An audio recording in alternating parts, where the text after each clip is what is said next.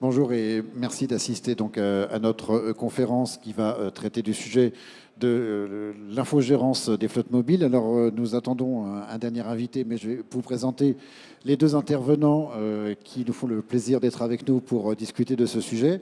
Nous avons à ma gauche Michael Lopez, qui est directeur de compte de DAMS. Bonjour.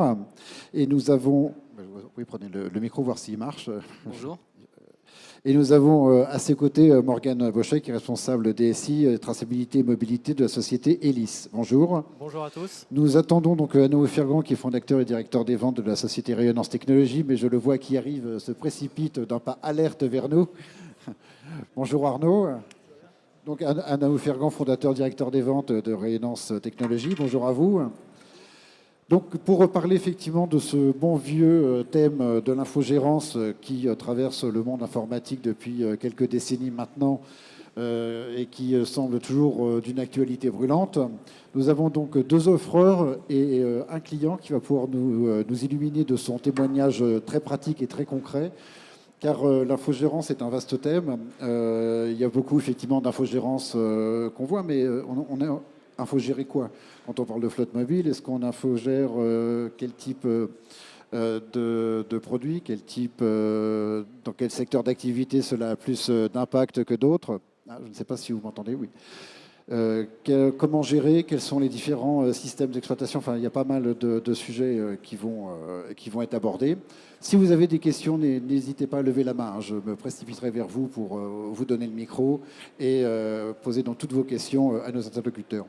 Dans un premier temps, je vous propose de vous présenter, vous et votre entreprise, afin que chacun sache bien qui vous êtes. Donc Arnaud, vous me semblez être prêt, à vous. Donc, bonjour à tous, Arnaud Afergan, donc, responsable commercial chez Rayonnance. Rayonnance, on est un des principaux acteurs en France sur tout ce qui est mis en place de projets mobilité entreprise. On existe depuis 16 ans.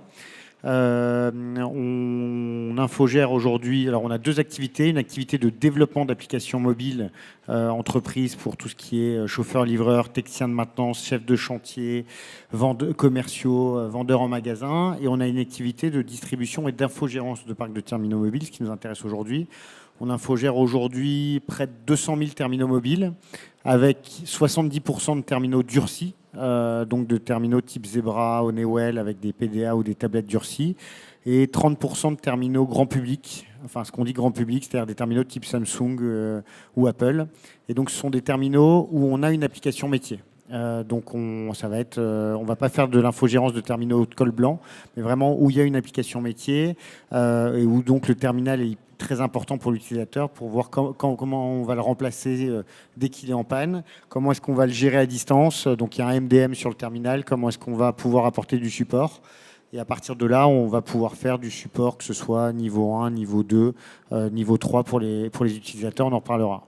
Alors, quand vous dites MDM, est-ce que vous pouvez traduire l'acronyme? Mobile Device Management, c'est-à-dire que ces terminaux qui sont sur le terrain, il faut qu'ils puissent être gérés à distance et que lorsqu'un utilisateur nous dit « tiens, j'ai un problème », on puisse se connecter, comprendre les logs, voir ses niveaux de batterie, de mémoire, pouvoir prendre en main à distance le terminal. Et donc, on est, nous, à la fois éditeur d'un produit qui s'appelle Harmony, qu'on édite depuis 16 ans qu'il le fait, et également intégrateur de solutions du marché. Donc à votre côté, qui est enserré par deux offreurs, nous avons donc Morgane Bochet, à vous. Alors bonjour à tous. Alors moi je fais partie de la DSI du groupe Elis. Alors Elis, je pense que tout le monde connaît. C'est les vêtements de travail, c'est les tapis de sol, c'est les fontaines, les machines à café, tous les consommables que vous retrouvez aussi dans les sanitaires. Voilà, donc généralement c'est là où on est repéré assez facilement. Donc le groupe Elis aujourd'hui c'est 40 000 personnes, c'est beaucoup de pays dans le monde. Et évidemment, comme vous pouvez l'imaginer, on a beaucoup besoin de déployer, de gérer nos flottes un peu partout dans le monde. Et donc aujourd'hui, l'infogérance, ça devient une étape clé de n'importe quel projet au niveau PDA et surtout au niveau mobilité, quoi. Et donc du coup, Arnaud, tout comme mon voisin, c'est typiquement le genre de société avec laquelle on va devoir travailler pour pouvoir gérer à bien toutes les attentes de nos métiers et de nos agents de service sur le terrain, quoi. Michael, à vous. Bonjour à tous, donc, je suis Michael Lopez, directeur grand compte sur les offres de services chez DAMS. Donc, DAMS est un petit acteur sur le marché qui accompagne les clients dans leurs projets mobilité, surtout sur les sujets d'infogérance et d'intégration autour de la mobilité. Voilà, donc on est un tout petit rayonnance en termes d'activité, mais c'est vrai qu'on rayonne un peu sur le même type de sujet. Donc on accompagne les clients dans les phases de... Comment ? Ouais, oui. L'idée, c'est qu'on accompagne les clients dans tous les sujets de la phase de déploiement, enfin la distribution bien sûr des terminaux et des accessoires qui vont bien autour du projet, mais la partie déploiement avec la masterisation, les enrôlements, donner la possibilité au projet de délivrer un terminal ready to use, enfin prêt à l'emploi auprès des collaborateurs et bien évidemment de le maintenir. Et tous les sujets aussi qui sont liés à la gestion du run de contrat opérateur, où on fait beaucoup l'interface. Et du coup, on a un SPOC mobilité, on a un point d'entrée unique pour les clients sur les sujets entre leur organisation avec les différents gestionnaires de flotte et les opérateurs télécoms qui ont des services parfois très complexes et très étendus. Et nous, on va apporter justement cette facilité de gestion en étant ce point d'entrée unique pour concentrer l'ensemble des demandes et en assurer le suivi et la qualité du delivery. Alors justement, quand on parle d'infogérance, qu'est-ce qu'on peut entendre par une infogérance? Est-ce que tout de suite c'est quelque chose de global? Tous les terminaux sont infogérés, c'est-à-dire traités, sous-traités par une entreprise tierce. Qu'est-ce qu'on entend par ce terme d'infogérance? Jusqu'où commence l'infogérance et jusqu'où finit-elle finalement? C'est un petit peu déjà le...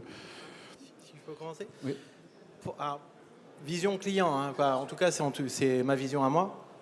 Quel que soit le projet mobile que vous allez souhaiter porter pour votre entreprise, vous allez déjà réfléchir à votre besoin métier. Bien souvent, on va parler logiciel, mobilité, ce genre de choses. Donc ça, évidemment, c'est le premier axe sur lequel vous allez travailler. Après, deuxième axe, vous allez travailler sur l'appareil lui-même. Donc le choix du mobile, le choix de l'appareil, le choix du PDA, qui est assez complexe maintenant aujourd'hui.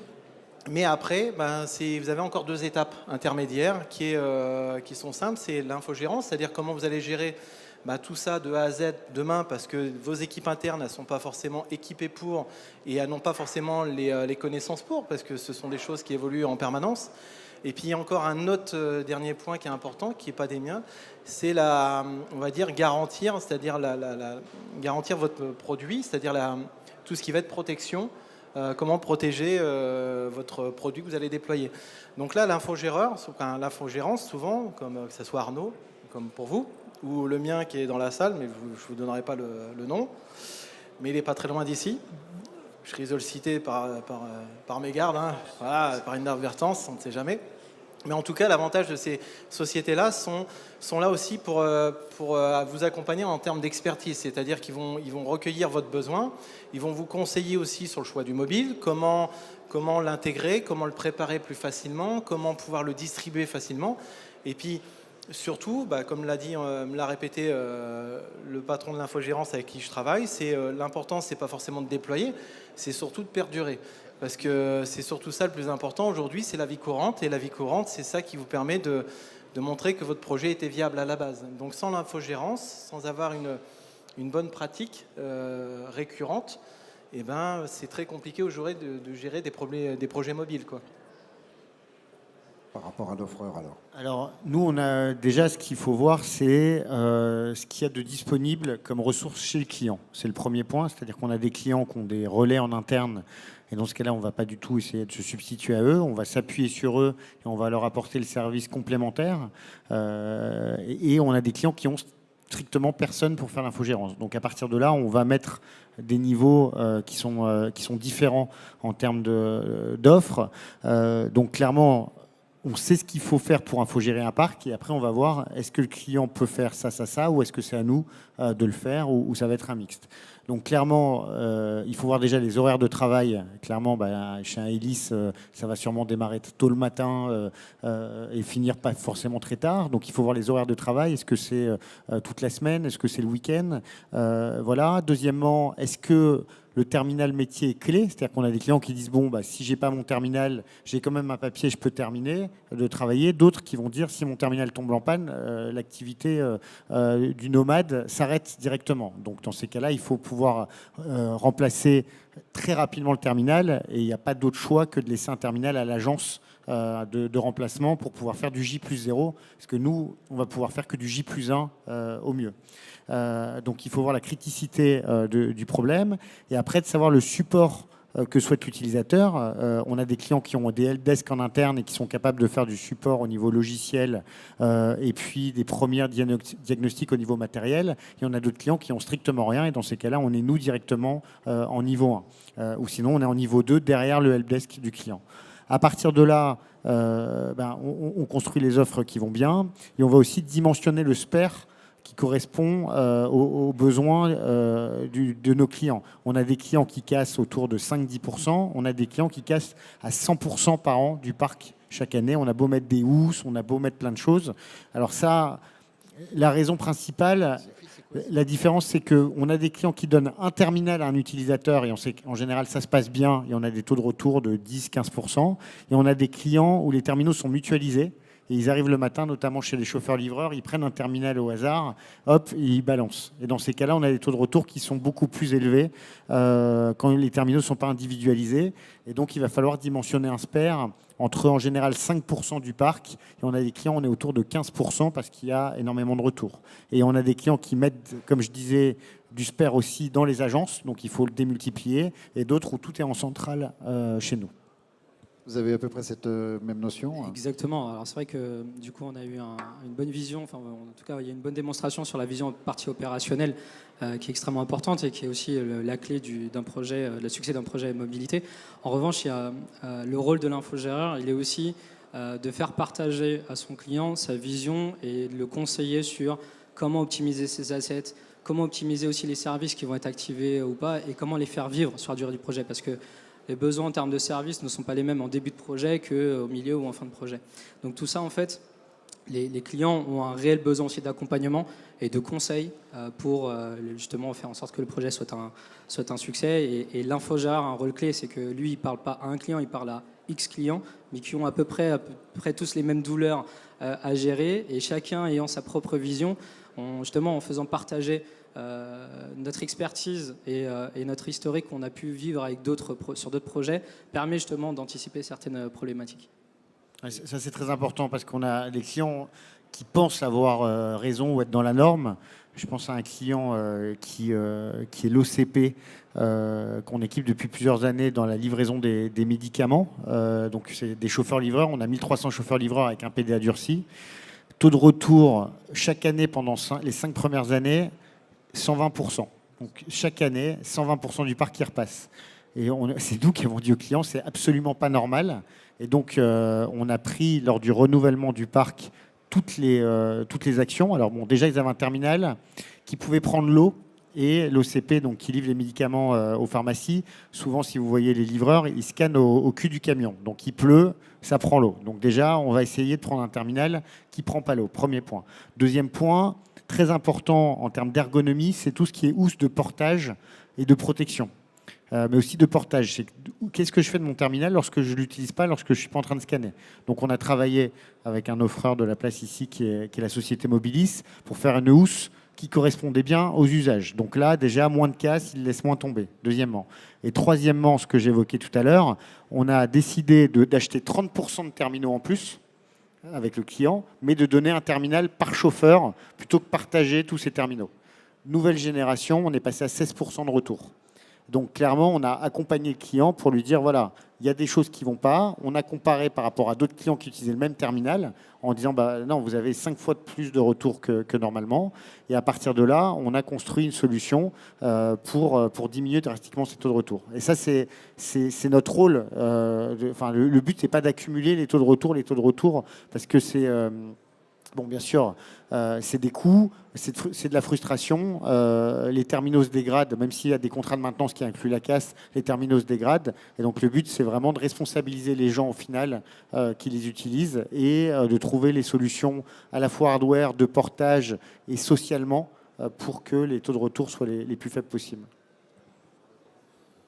Je voulais voir, quand on parle de flotte, à chaque fois, quand on parle de flotte mobile, elle commence quand ? Est-ce qu'il y a un chiffre? On veut se dire à partir de, je sais pas moi, 20 terminaux, 30, 40, je dois faire appel à quelqu'un d'extérieur parce que je ne vais pas y arriver. Est-ce qu'il y a un chiffre magique, si je puis dire, ou au-delà duquel c'est impossible? Parce que j'imagine chez Elis, effectivement, ils sont quelques centaines d'employés, limite 24-24, 365 jours par an. Donc je vois un peu, mais est-ce qu'une PME peut également faire appel à vous ou ça devient du luxe? Voilà, est-ce qu'il y a un moment jusqu'où on peut aller pour gérer soi-même une flotte mobile et jusqu'où justement on ne peut plus? Est-ce qu'il y a un seuil, une frontière, quelque chose? Moi, ma vision, on va dire, elle est assez simple. Tout va dépendre ce qu'a dit Arnaud, ça va dépendre des ressources que vous avez en interne. Et aussi des connaissances qu'ils vont avoir sur les outils qui permettent de gérer votre flotte. Donc Arnaud a parlé de MDM tout à l'heure. Si déjà vous avez personne qui maîtrise la notion de MDM au sein de votre entreprise, bon, bah déjà vous êtes coincé, vous êtes obligé de faire appel à quelqu'un d'extérieur, donc à faire appel à ce type de société pour pouvoir vous aider. Après, si vous êtes tout seul, demain typiquement, moi au sein de mon équipe, on pourrait très bien être capable de gérer 5 PDA, 1000, 10 000, 100 000 PDA sans aucun problème. Pourquoi? Parce qu'avec les années, on a appris à monter en compétence sur certains MDM, dont certains sont dans la salle pas très loin. Mais même celui d'Arnaud est très bien, mais moi je préfère d'autres. Mais en tout cas, voilà, on est capable de pouvoir s'auto-gérer, mais en tout cas, la difficulté aujourd'hui n'est pas forcément, encore une fois de plus, la mise en place. La mise en place, c'est toujours facile. C'est toujours facile parce que vous allez faire en une fois, en deux fois, vous allez vous organiser, vous allez faire une task force pour déployer même 10 000 PDA du jour au lendemain dans 130 pays du monde. Ça, on l'a fait dans mon ancienne vie chez Jeffco, il n'y a pas de souci, vous savez le faire. Par contre, garantir, et c'est ce qu'a dit tout à l'heure Arnaud, le service après-vente, entre guillemets, de dire, vous avez un utilisateur, il est 11h du soir, il est 23h, il vous appelle, qui vous dit, mon PDA il est cassé, j'ai un camion qui est bloqué ou j'ai un chariot de linge qui est bloqué. Qu'est-ce que je fais? Vous n'avez pas très envie d'être appelé à 23h chez vous pour résoudre le problème ou trouver une solution. Donc c'est là où l'appel d'une infogérance devient utile. Parce que c'est lui qui va prendre le relais, soit parce qu'il va avoir du spare, donc du stockage, chez lui, on va dire, au sein de son bâtiment, ou sinon, souvent, ce qu'il a dit, pour aller plus vite, on va mettre du spare local pour avoir une meilleure activité. Mais non, aujourd'hui, on peut gérer à partir de n'importe quel niveau. Tout va dépendre de l'organisation et de ce qu'on souhaite mettre après. Si vous comptez pouvoir assurer la vie courante, on va dire, de A à Z, il n'y a pas de souci. Vous pouvez le gérer en interne. Par contre, ça a un coût. Parce que des fois, il peut se passer que si vous avez choisi le bon produit, si vous avez choisi la bonne préparation, le bon MDM, la bonne protection, comme Mobilis, par exemple, mais ce n'est pas le seul acteur, mais c'en est un qui est très bon, et que vous avez 0 dégâts, qu'est-ce que fait votre équipe interne? Elle ne sert à rien, à part déployer des nouveaux produits. Alors que l'infogéreur, il va pouvoir faire autre chose. Donc c'est là aussi, il y a ce focus à faire, c'est de se dire, si je déploie quelque chose où je suis un peu incertain, là, l'équipe interne, ça peut être intéressant. C'est ce que nous, à l'époque, on avait fait avec des iPads, puisque c'était tout nouveau il y a 10 ans. Mais par contre, maintenant, déployer du PDA, on pourrait très bien l'internaliser. Mais après, le coût interne, aujourd'hui, pour nous, c'est pas forcément aussi rentable que de l'externaliser via ce type de société. Donc, je dirais, on peut commencer à 1 jusqu'à pas de limite. Tout dépend du focus que vous souhaitez faire par rapport à la vie courante. Et pour moi, un des points en plus de ce que dit Morgan, c'est la partie multisite. Si c'est une PME qui a un seul site, en effet, avec un technicien en interne, ils peuvent se débrouiller plus ou moins. À partir du moment où vous avez 2, 3, 4 sites, là, ça commence à devenir compliqué pour gérer le spare, les échanges. Et vous n'allez pas avoir un spécialiste dans chaque agence, hein, ça va coûter trop cher. Donc, si vous êtes pour moi, si vous êtes un grand groupe, soit vous avez vraiment une flotte en interne et vous avez investi parce que vous dites c'est clé et vous savez le faire. Mais une PME, à partir du moment où il y a 2 sites, en général, il y a besoin d'un infogéreur sur ce type de projet. Et puis, c'est une tranquillité quand même. Il faut dire ce qui est. C'est que dès l'instant que vous allez démarrer un projet, l'infogérance va prendre le relais. Et c'est-à-dire que demain, vous lui dites « je dois déployer un PDA, 2 smartphones, 10 tablettes, ou 200 ou 500 », lui, il va vous dire « ok, il n'y a pas de souci ». Alors qu'en interne, la réaction ne sera pas la même. Le travail Michael. pour répéter ce que vous disiez, le travail d'un infogéreur, c'est justement d'industrialiser des process.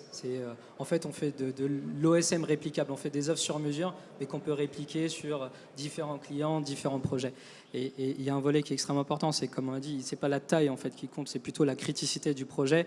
Et quelle est aussi la criticité liées à l'usage mobile. Est-ce que l'applicatif, tout à l'heure on parlait d'application métier, et de toute façon d'ailleurs c'est le cœur du métier d'infogéreur, c'est aussi d'accompagner les clients dans le déploiement de projets autour des applications métiers, avec tous les développements en plus qui se mettent en place depuis de nombreuses années maintenant. C'est quel est le niveau de criticité? Est-ce que l'utilisateur il peut continuer à travailler sans son outil de travail, ou est-ce qu'il a des solutions de secours? Et là, peu importe qu'il y ait 10 utilisateurs, 100, 1000, pour l'entreprise, c'est extrêmement important. Il y a un autre sujet aussi qui est extrêmement important, c'est que les clients ont bien évidemment des équipes support, informatiques, etc. Très souvent, c'est des ressources qui sont plutôt bien câblées, qui ont des compétences particulières. Et d'un point de vue d'un client, la gestion des allocations des ressources en se disant je vais demander à un ingénieur technique que j'ai chez moi faire de la préparation de mobile en mode last minute ou autre, c'est pas forcément une bonne gestion de son personnel. Alors que, pourquoi? Parce que le besoin, il n'est pas très complexe. On a besoin juste d'un technicien qui va faire ce qui est à réaliser en termes de préparation. Et que du coup, ça permet à l'entreprise de laisser son collaborateur traiter des sujets beaucoup plus pertinents et stratégiques pour l'entreprise. Et l'infogéreur de gérer ce côté-là qui est extrêmement chronophage et qui ne nécessite pas des compétences très évoluées. Donc si je vous comprends bien, il faut bien veiller à la criticité, multisite ou pas multisite, et également gestion des ressources en interne pour voir où est-ce qu'elles sont le plus à même d'opérer. C'est à peu près les critères pour voir si on doit déjà infogérer, même si on est une PME, pas forcément un grand compte. Vous parliez effectivement de logiciels métiers. Est-ce qu'il faut être spécialisé dans un secteur d'activité pour opérer une infogérance de A à Z comme vous le faites, Et après, j'aimerais effectivement entendre l'avis du client sur ce domaine-là. Disons qu'il faut comprendre le métier du client. C'est sûr que un chauffeur-livreur, c'est pas la même chose qu'un vendeur en magasin. Nous, on fait de l'infogérance sur les deux. Le vendeur en magasin, voilà, bon, déjà il est en indoor, quoi. Souvent c'est un PDA qui va être connecté à un socle avec un câble Ethernet. Il va avoir une caisse, il va avoir un environnement spécifique. Bon, il faut savoir lui parler, voilà, de caisse, de bornes, de socle Ethernet et autres. Et puis c'est quelqu'un en général qui est très pressé, le vendeur en magasin, et qui n'est pas forcément très sympathique au téléphone au premier abord. C'est ça marche pas, etc. Le chauffeur-livreur, bon, lui, il veut juste que ça fonctionne, mais alors, ça a changé parce que maintenant, avec les smartphones, tout le monde sait bien l'utiliser, mais il y a quelques années, nous, on a commencé en 2002, je peux vous assurer que quand on faisait de l'infogérance de PDA et que personne ne savait comment ça fonctionnait, il fallait vraiment être ultra basique en termes de discours. Mais oui, il faut connaître un minimum l'environnement. Ça ne veut pas dire qu'il faut forcément connaître l'application métier par cœur, à part si on fasse que nous, on infogère des applications métiers qu'on développe ou parfois qu'on ne développe pas. Donc dans ce cas-là, évidemment qu'il faut connaître l'application. Mais si vous faites de l'infogérance juste sur le matériel, sans rentrer dans le logiciel, il faut quand même connaître l'environnement de travail de l'utilisateur, parce que sinon, il va vous envoyer rapidement dans le décor, parce que tout le temps perdu, c'est du temps qu'il va devoir prendre sur son temps. Si c'est un livreur, il va finir plus tard sa journée s'il ne peut pas livrer pendant 30 minutes avec son PDA. Donc il faut comprendre le contexte. Et après, évidemment, si on infogère l'application métier, il faut comprendre l'application métier et il faut avoir aussi voilà, un langage métier de l'application et le comprendre. Mais chez Rayonnance Comment Technologie, vous vous intéressez à tous les secteurs d'activité? Vous n'avez pas de secteur en particulier? Si. On a 4 secteurs clés. On a le transport et la logistique, que Morgan connaît bien. On a tout ce qui est field force, donc technicien de maintenance, contrôle qualité. On a tout ce qui est gestion de chantier dans le BTP. Et on a tout ce qui est vendeur en magasin. Aujourd'hui, on accompagne plus de 60 enseignes dans le retail. Et c'est le secteur qui est comme ça, sur la mobilité vendeur. C'est clairement quelque chose où les enseignes veulent que le vendeur ait au moins autant d'informations que le client sur son smartphone quand il connaît le stock ou les produits. Et donc, ils donnent aussi au vendeur un terminal avec une application de consultation d'informations de stock, magasin, web ou autre. Et vous avez effectivement une application métier qui s'occupe de chaque. Et on a des spécialistes chez nous par métier. Michael, comment ça se passe chez Dams? Alors, nous, on est une boîte de 50 personnes, hein, donc c'est vrai qu'on est beaucoup plus petit. On est plutôt dans la logique, je reviens sur ce que je disais tout à l'heure, on est plutôt dans la stratégie de conseil. On n'a pas de développeurs chez Dams qui accompagnent, enfin en tout cas qui développent des produits spécifiques sur des besoins métiers. On est plutôt dans la logique de mise en relation avec les bons partenaires. Moi, je suis un ex-éditeur, j'ai travaillé pendant 8 ans chez un éditeur de MM, et du coup, j'avais déjà mon écosystème de partenaires qui développaient des applications métiers sur des besoins très spécifiques. Et du coup, l'idée, c'est je fais profiter de mon entreprise aujourd'hui de ce réseau et de mettre en relation un client qui a un besoin sur un outil de planification, par exemple, il souhaite déployer un outil de planif pour ses utilisateurs. Mon travail, ça va être aussi de le conseiller, de le mettre en relation avec le bon éditeur. En revanche, notre travail, nous, en tant qu'infogérant intégrateur, c'est de l'accompagner sur la mise en place de la solution et de la maintenir, bien évidemment. Mais vous avez spécialisé sur un secteur d'activité particulier ou vous êtes multisecteur? On est multisecteur, même si aujourd'hui nos clients, c'est un petit peu proche de ce que les clients de rayonnance, c'est très dans le transport, très axé sur le transport et exactement les industries et la grande distribution également. Pour vous, Morgane, est-ce que ça a été important justement dans le choix de votre sous-traitant qui est dans la salle, pas loin, même sans le nommer, sa spécificité? Est-ce que vous avez vraiment veillé? Est-ce qu'ils connaissent votre métier sur le bout des doigts ou ça a compté mais pas plus que ça?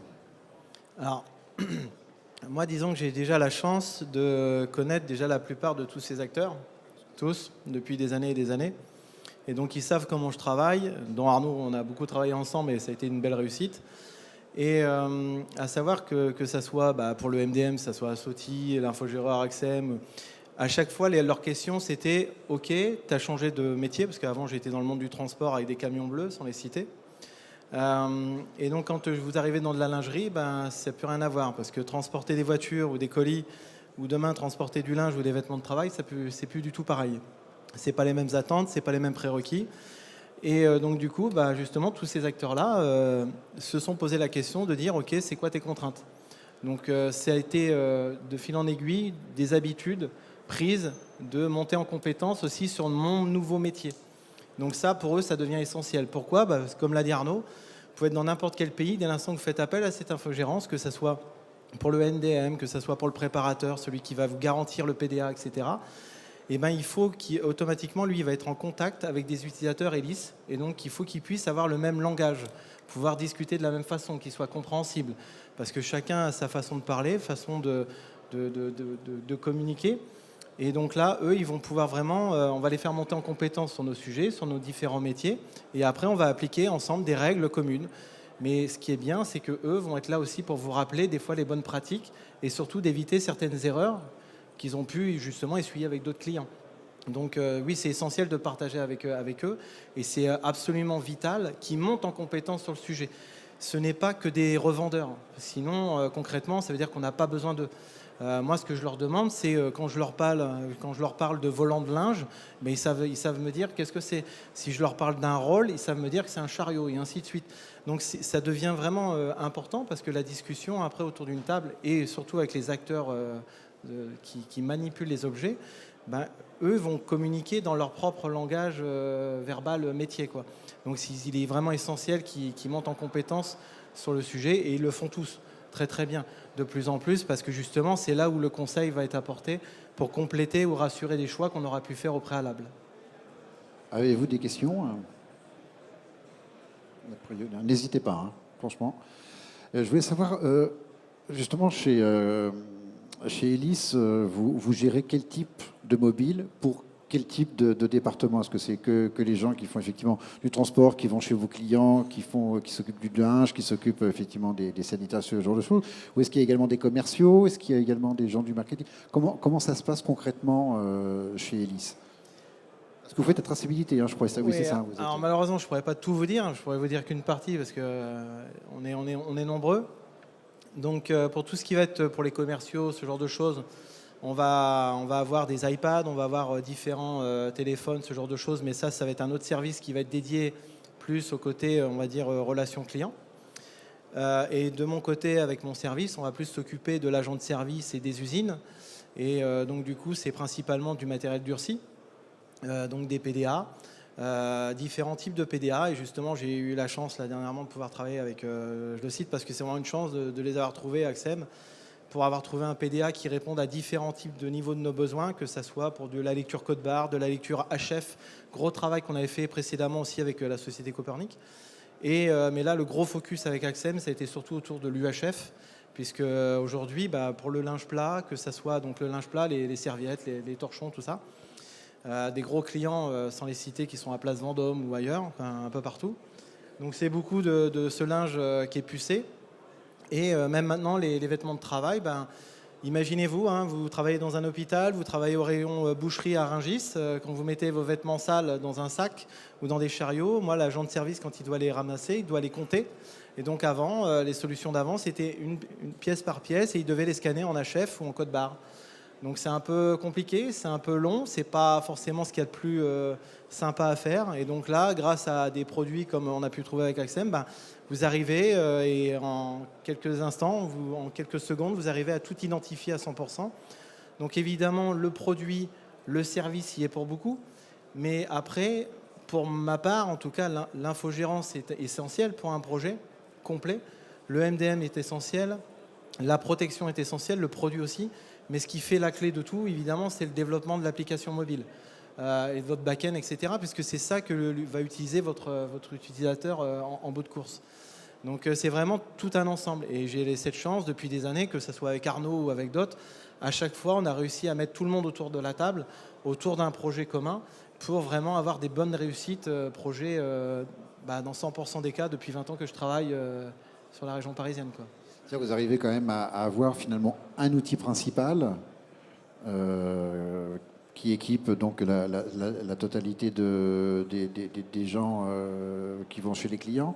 C'est essentiellement cet outil-là que vous sous-traitez, ou vous avez également leur portable, vous avez également d'autres PDA, vous avez également enfin, quand je dis des portables, des téléphones, des tablettes, des PC, que sais-je encore. Donc, alors il y a plein de choses. Le problème, c'est qu'il y a encore plein de choses dans les tuyaux en ce moment, donc bon, je ne peux pas tout dire. Mais en tout cas, aujourd'hui, on a effectivement des flottes de PDA, on va dire, très basiques, que vous pouvez retrouver sur le stand là-bas. Vous avez des flottes de PDA très UHF, donc très poussées avec de la grosse techno, qui sont là-bas. En ce moment, justement, avec Axem, on est en train de travailler sur un produit un peu hybride entre les deux. Donc ça devrait être disponible d'ici quelques mois, donc c'est parfait. Mais après, pour répondre à nos clients nous demandent aussi des produits complètement packagés, que va nous préparer justement Axem pour la partie clientèle. Mais après, vous avez les clients qui demandent aussi de plus en plus de reporting sur des applications mobiles, sur des espaces web, ce genre de choses. Mais après, c'est assez dispersé, puisque nous, Elis, on est dans de nombreux pays du monde. Et à savoir, c'est que les attentes françaises ne sont pas du tout les mêmes qu'au Danemark, en Suède, en Finlande, etc. Vous avez toujours des attentes qui sont totalement différentes. Il y en a beaucoup, des espaces web, ça leur suffit. Donc aujourd'hui, on n'est pas trop à répondre, à fournir trop d'applications mobiles, comme vous pouvez le faire avec la SNCF, la RATP, ce genre de choses, pour avoir le Parisien, quoi. Mais aujourd'hui, on est plus à leur donner éventuellement des produits pour se faire des auto-inventaires, leur faire du reporting autonome.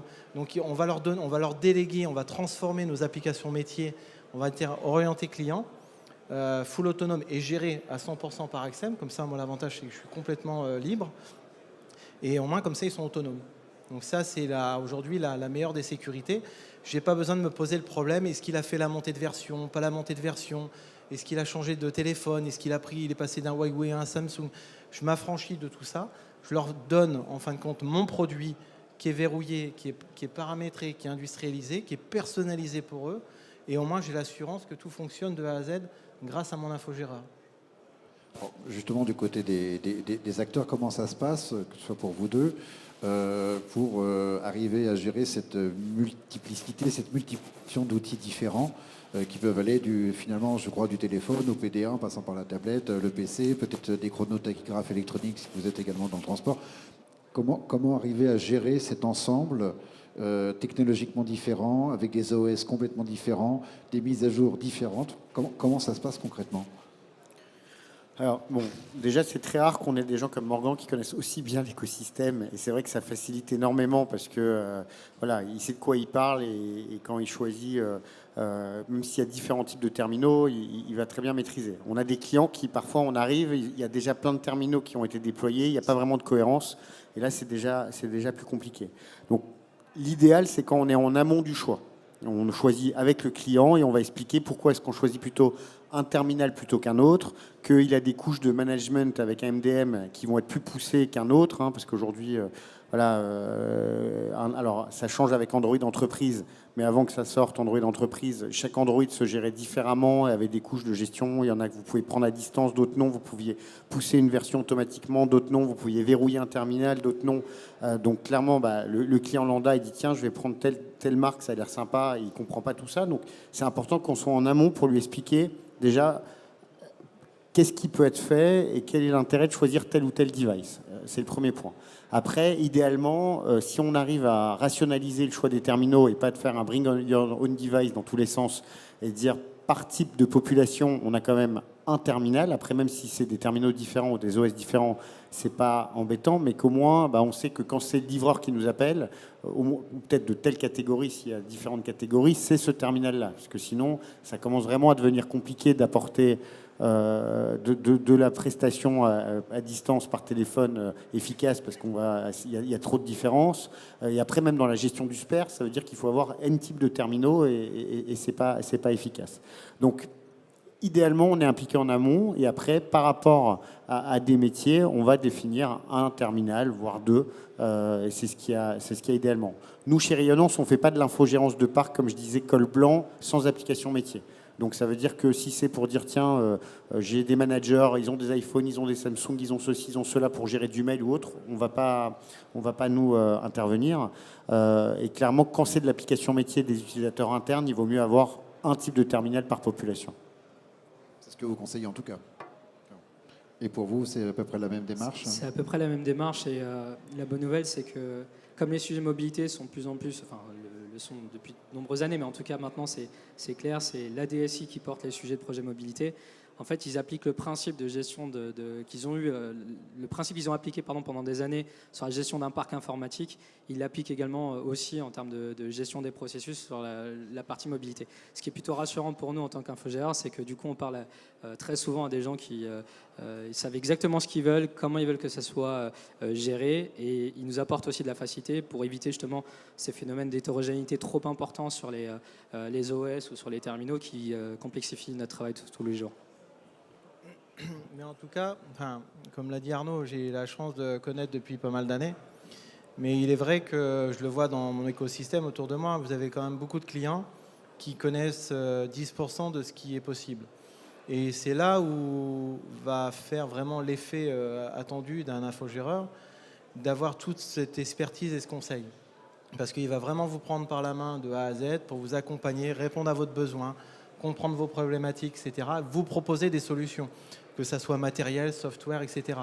Donc c'est là que des fois on peut dire vaut mieux le gérer en interne, ça coûte moins cher. Oui et non, parce qu'à la fin vous serez bien content d'avoir eu toute cette expertise et cet accompagnement en permanence, parce que là on n'en a pas trop parlé, on n'a pas trop dit les mots veille, innovation, voilà, performance continue, etc. À savoir, c'est que ce genre de société continue en permanence de monter toujours en compétences. Alors que vous n'avez pas forcément le temps parce que vous êtes toujours dans le rush de votre métier. Donc c'est là aussi qu'il est intéressant de travailler avec des sociétés telles que ces deux-là. Parce que voilà, à chaque fois, vous avez toujours cette dernière innovation et vous êtes toujours à la pointe, normalement, de pouvoir répondre à toutes les attentes de vos clients et votre terrain, quoi. Si je vous comprends bien, le gain attendu, donc le fameux retour sur investissement, le ROI n'est pas que financier, il est également qualitatif, voire surtout qualitatif, ou également financier. Comment vous pouvez Je pense qu'il y a les deux, parce que bon, moi, une fois de plus, je peux pas me comparer à beaucoup de monde, malheureusement, pour vous, pour les futurs clients, parce que j'ai l'avantage de connaître bien ce milieu, ce terrain, et je travaille beaucoup avec beaucoup de constructeurs, je travaille avec beaucoup de fabricants, que ce soit en France, en Allemagne, en Chine, aux US. Mais en tout cas, il est vrai que moi, je vais négocier des tarifs en direct, je vais m'appuyer aussi sur un infogéreur avec qui on va travailler main dans la main auprès du fabricant. Mais quand vous êtes un client lambda et que vous faites appel à ce genre de société, bah, l'avantage, c'est comme l'a dit Arnaud, ils ne gèrent pas 1000 ou 2000 ou 50, 5000 ou 10 000 PDA, ils vont en gérer plus de 200 000. Donc du coup, quand il adresse un besoin pour un client auprès de Zebra ou auprès de n'importe quel autre vendeur, bah, l'avantage, c'est qu'il a une force de frappe de négociation qui est beaucoup plus importante. Donc du coup, automatiquement, il va avoir des prix beaucoup plus intéressants que vous, la petite chaîne de bouchers, j'ai rien contre, hein, mais la petite chaîne de bouchers de 10 boucheries qui a 10 personnes, vous n'allez pas avoir la même puissance de négociation qu'Arnaud avec ses 200 000 PDA derrière. Donc oui, il peut y avoir aussi un enjeu économique et surtout un savoir-faire et la mise en place. Parce que le délai, souvent, quand on met des choses en place, c'est qu'il y a une attente d'un client final. Et donc, du coup, bah, le délai de mise en place avec ce genre de type de société, vous allez aller très très vite. Parce qu'ils ont une maîtrise complète du sujet et en plus, ils arriveront à vous tirer les prix vers les plus bas pour répondre à vos besoins, quoi. C'est ce que vous vendez également à vos clients, en fait. C'est ce côté tarif, mais oui, également qualitatif. C'est le côté, comme on disait, on en fait tous les jours et on fait ça pour plein de monde. Et en effet, après, quelqu'un qui a 100 terminaux, investir comme ce que connaît Morgan, enfin, c'est pas son métier. Donc, à partir de là, nous, on arrive en disant, voilà, on a déjà fait ça 10 fois, 50 fois, 100 fois. Voilà les bonnes pratiques, on va poser les bonnes questions, tiens, vous faites ci, vous faites ça, et on va dérouler. C'est-à-dire qu'il n'y a rien d'extraordinaire dans ce qu'on fait, il y a juste qu'on le fait régulièrement. Après, c'est vrai qu'on parlait de veille, d'innovation. Aujourd'hui, par rapport à il y a quelques années où on travaillait ensemble, où il n'y avait qu'un seul OS qui était Microsoft et qui évoluait très peu année après année, donc on va dire que c'était assez facile, hein. On mettait en place une solution et elle ne bougeait pas pendant 5-6 ans. Aujourd'hui, on est dans un environnement avec Android, iOS, qui malheureusement évolue un peu trop vite. Pourquoi je dis malheureusement? Parce que ce qu'a besoin l'entreprise, c'est pas le grand public. Et ils en ont rien à foutre, rien à faire, pardon, excusez-moi, qu'il y ait une nouvelle fonctionnalité pour Facebook ou je ne sais quoi dans Android 8 ou iOS 12. L'entreprise, elle veut que ça reste stable et que ça fonctionne une fois qu'elle a trouvé une solution. Parfois, il va y avoir une nouvelle fonctionnalité dans l'OS qui va être intéressante, mais elle ne court pas à l'innovation permanente. Donc nous, on va devoir poser le bon curseur en disant, OK, il y a eu des innovations, mais peut-être qu'au contraire, il va y avoir des effets de bord qui vont pas être bons par rapport au logiciel métier et donc il faut pas les appliquer, ou au contraire, tiens, là il y a une chose importante ou un patch de sécurité ou quelque chose qui va pouvoir intéresser nos clients. Et aujourd'hui, notre métier a beaucoup changé par rapport à il y a quelques années, c'est-à-dire que voilà, parfois on freine la technologie en disant non, bah, ça marche bien chez ce client-là, et c'est pour ça qu'on citait des constructeurs tout à l'heure comme Zebra ou Honeywell. Sur Android, eux, une de leurs grosses stratégies est de pouvoir figer l'OS pendant 5 ans si on le souhaite. C'est-à-dire que le client, il a son application métier, ça fonctionne. Il ne veut pas s'embêter à chaque fois à resetter toutes les versions d'Android, toutes les évolutions. Si le client le souhaite, il peut figer 5 ans cet OS-là et pas être avec un constructeur grand public qui va toujours avoir la dernière version. Et aujourd'hui, c'est ça. C'est-à-dire qu'une entreprise, dans la mobilité, elle veut que ça marche et elle ne veut pas tout le temps tester les nouvelles versions. Et c'est un point qui est très important pour nous. Et aussi de savoir gérer de la version d'Android qui a 4 ans et la nouvelle version d'aujourd'hui. Donc ça complexifie pas mal notre métier. Et le temps réel également, je pense que vous faites aussi, vous devez gérer le temps réel dans les données, dans le transport et la logistique. Je pense que c'est des choses un peu plus complexes à gérer qu'effectivement simplement qu'une mise à jour parfois de logiciels. Chez Dams également, c'est à peu près le même procédé ou... On est sur le même procédé, et pour venir à ce qu'on disait tout à l'heure, sur un projet mobilité, ce qui génère le plus de charges au départ, c'est au moment du déploiement, parce que tout le monde se met en branle. Et l'objectif, c'est de déployer la solution le plus rapidement possible et de la manière la plus qualitative possible. L'enjeu, par contre, en cours de projet, c'est la gestion du change. Et comment on va gérer ce change. Donc, bien évidemment, aujourd'hui, il y a des acteurs qui sont capables de proposer des offres beaucoup plus adaptées au monde de l'entreprise en ayant un hardware qui est fabriqué pendant X années, un software qui va être maintenu pendant aussi une durée suffisamment longue. comme le disait tout à l'heure mon cher collègue tout à l'heure, c'est que la notion du grand public, la stratégie du grand public, elle n'est pas adaptée au monde de l'entreprise. Un client entreprise, il a besoin de temps pour faire changer justement ses applicatifs métiers, pour les tester, les redonder, vérifier qu'il n'y ait pas d'effet de bord s'il y a eu des évolutions. Et ça, c'est souvent c'est ce qu'on appelle les coûts cachés sur la gestion de projet mobilité, c'est de bien anticiper ces aspects-là et de bien les contrôler et les verrouiller. Et la notion de conseil d'infogéreur est primordiale. Avez-vous des questions? A priori, non. Est-ce qu'il y a également dans le métier d'infogéreur une particularité de gérer les données? Comment ça se passe? Parce que vous avez maintenant affaire à des quantités de données quand même assez incroyables. Donc comment, en tant qu'offreur, vous arrivez à gérer les données? Vous passez par quoi? Par Azure, par Microsoft? Vous avez des serveurs? Comment ça se passe? Et après, j'aimerais avoir l'opinion du client sur justement ce problème de gestion des données. Comment ça se passe? Vous qui en gérez quand même quelques téraoctets, je crois, voire plus. Alors, habituellement, auparavant, on installait les serveurs on-premise chez les clients.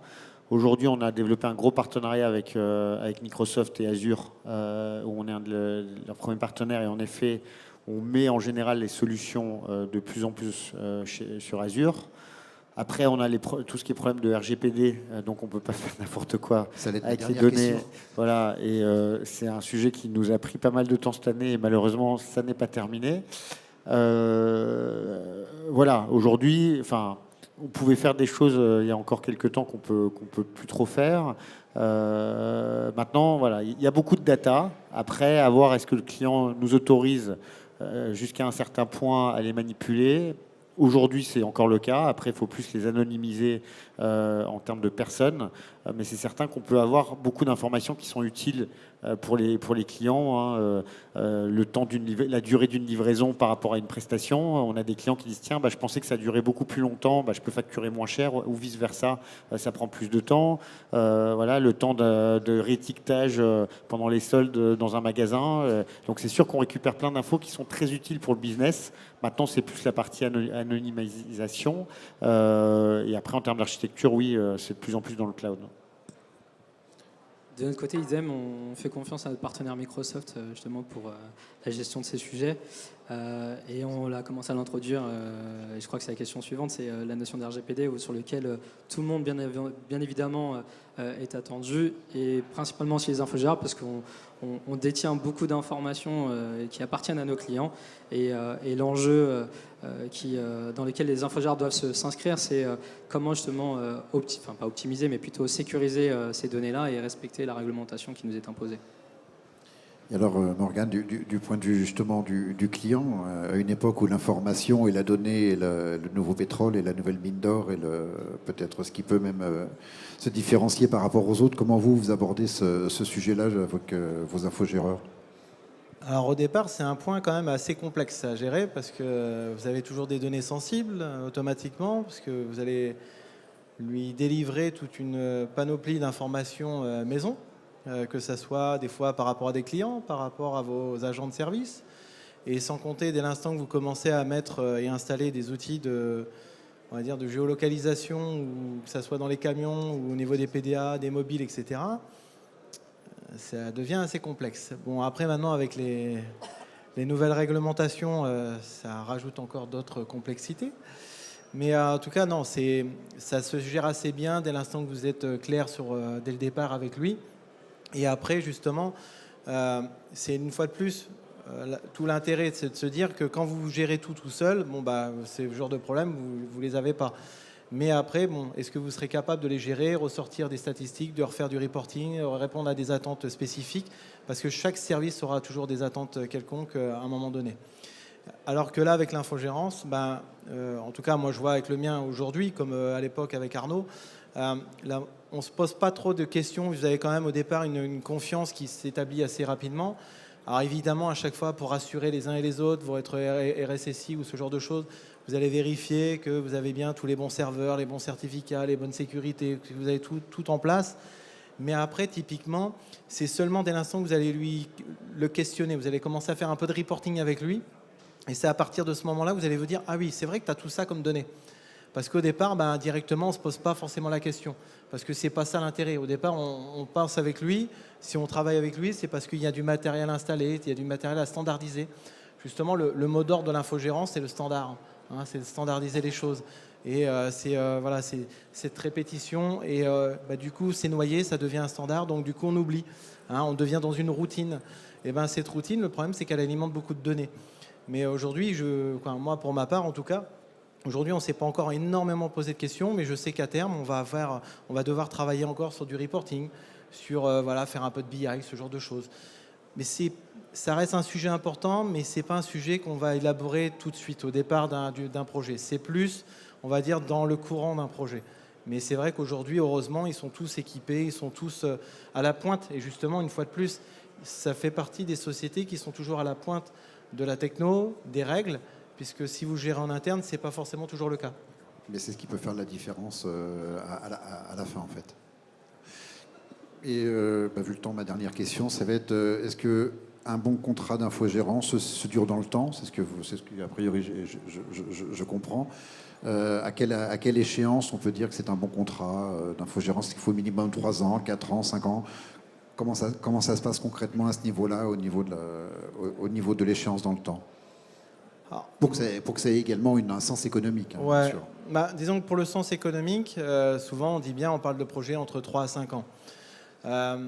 Pour les petits projets, 3 ans c'est très bien, 5 ans quand ça commence à causer un petit peu au niveau du chiffre. De toute façon, vous le voyez au niveau de votre direction, dès l'instant que vous avez les yeux qui commencent à vriller un peu, c'est qu'il faut compter 5 ans. Mais généralement, non, tout ça, je pense que c'est dès le départ. Quand vous allez commencer à travailler avec de l'infogérance, vous allez tout de suite vous sentir soit à l'aise, porté, accompagné. Sinon, c'est comme avec un médecin. Hein. Vous allez voir un ophtalmo et vous vous sentez pas à l'aise. Qu'est-ce que vous faites? Vous allez changer tout de suite. L'infogérance, c'est exactement pareil. Parce que derrière, l'enjeu n'est pas le même. Parce que justement, derrière, vous avez des hommes, vous avez des femmes. On a beaucoup parlé aussi de différents pays, mais vous savez, la barrière de la langue, elle est importante. Et l'infogérance, justement, quand vous faites appel à lui, justement, il va vous enlever cette barrière. Donc, je pense que ça se fait dès le départ. Mais après, un bon contrat, je dirais entre 3 et 5 ans, c'est le strict minimum. Oui, et puis il y a une courbe d'apprentissage. Il y a des investissements lourds au début et clairement, vous connaissez les problèmes des gens, l'application métier, le terminal de mieux en mieux. Donc, c'est sûr que ça a du sens et pour le client et pour nous d'être sur la durée. Après, en général, on est déjà sur la durée de vie des terminaux. Si on part sur des PDA durcis, comme on déploie souvent, on est sur du 3 à 5 ans. Donc, en général, on met le contrat qui correspond. Mais après, c'est un vrai partenariat. On en parlait de ce que disait Morgan. C'est un vrai partenariat entre le client et l'infogéreur parce que le but pour tout le monde, c'est que nous, on passe le moins de temps, donc on arrive rapidement à résoudre des solutions. Et pareil, pour le client, que la personne soit immobilisée le moins de temps possible. Et évidemment qu'il y a une courbe d'apprentissage forte sur ces projets. Et c'est pour ça qu'en général, si on essaie de ne pas être trop mauvais, on renouvelle ensuite pendant des années. Nous, on a des clients, on travaille avec eux depuis 12, 14 ans, 10 ans sur la mobilité et on est vraiment partenaire et on a la chance d'avoir souvent, comme disait Morgan, les bons prix pour les terminaux. Donc le but, c'est d'être à leur côté pour aller négocier les prix et ensuite on fait fonctionner tout ça. Michael, même constat? Exactement, ouais. Même constat. On parle vraiment de relations de partenariat et on n'est plus dans une logique de client-fournisseur, mais plutôt on est imbriqués ensemble sur ce même projet mobilité et l'objectif de tout le monde quand on est ensemble sur ce type de projet, c'est que ça soit un succès, que tout le monde soit satisfait, que les clients internes, les utilisateurs soient bien évidemment satisfaits. Et généralement, c'est ce qui permet de renouveler le contrat de manière assez pas simple, mais parce que les négociations sont parfois très difficiles, mais malgré tout, ça facilite les choses. Je vais vous demander une petite phrase de conclusion pour justement clore ce débat, le temps étant venu. Alors, moi, par rapport à l'infogérance, qui est quand même aujourd'hui le sujet, dans le monde de l'industrie dans lequel je peux être, comme avant dans la logistique et du transport, pour moi, aujourd'hui, ça devient incontournable. Incontournable parce que vous avez beau gérer en interne, tôt ou tard, vous allez être confronté à plein de problématiques auxquelles vous n'avez pas forcément pensé. Et c'est un métier. Si ce type de société existe, c'est qu'il y a une raison. Sinon, Amazon ou Alibaba, ça suffirait pour acheter du matériel. Donc aujourd'hui, faire appel, je pense à Arnaud, je pense à vous, je pense au mien, à Axem. Mais en tout cas, aujourd'hui, c'est vrai que s'ils sont là depuis des années, que vous regardez, il n'y a pas beaucoup de turnover dans ces sociétés-là. Ils grandissent de plus en plus, ils se spécialisent de plus en plus vers des sujets. C'est qu'il y a vraiment un intérêt, il y a vraiment un besoin. Et je vais dire, des fois, heureusement qu'ils sont là. J'ai beau, moi, personnellement, maîtriser pas mal de sujets. De temps en temps, heureusement, Axem m'a rappelé certains principes auxquels j'avais des fois complètement oublié, parce que quand vous êtes le nez dedans, des fois vous oubliez des choses, comme avec Arnaud à l'époque. Mais voilà, pour moi, ça devient indéniable. Ça devient vraiment fondamental d'avoir un infogéreur pour bien gérer sa flotte. Oui, c'est des projets qui ont un certain coût, c'est-à-dire que vous avez développé une application métier, en général, ça coûte plusieurs dizaines ou plusieurs centaines de milliers d'euros. Vous achetez des hardware parfois qui vous coûtent 800 euros, 1000 euros. Donc, une fois que vous avez investi tout ça, le but, c'est que ça marche. Et l'infogéreur, alors en effet, ça vient encore après en disant tiens, et puis c'est un coût récurrent, alors ça plaît moins.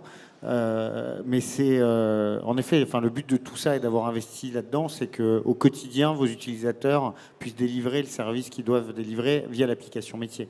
Donc, il faut que ça marche. Et en effet, et c'est pour ça on a des acteurs comme nous qui sont spécialisés sur la mobilité. C'est très différent de l'infogérance de PC avec Windows 10. C'est vraiment différent. Donc, c'est des logiciels différents, c'est des OS différents, c'est des terminaux différents, c'est des outils MDM différents. Et puis, c'est souvent des utilisateurs qui sont seuls. C'est-à-dire que quand vous gérez un parc de PC dans une entreprise, ils vont voir leurs collègues ou autres, ils arrivent à s'en sortir. Vous avez le technicien qui est pas loin. Là, c'est le livreur hélice, il est sur la route. Si ça tombe en panne, il est tout seul. Donc c'est des problématiques différentes.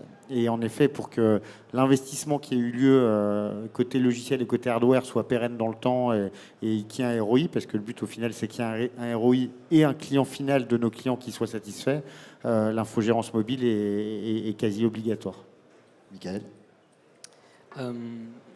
Comme je l'ai dit tout à l'heure, la notion de partenariat elle est extrêmement forte.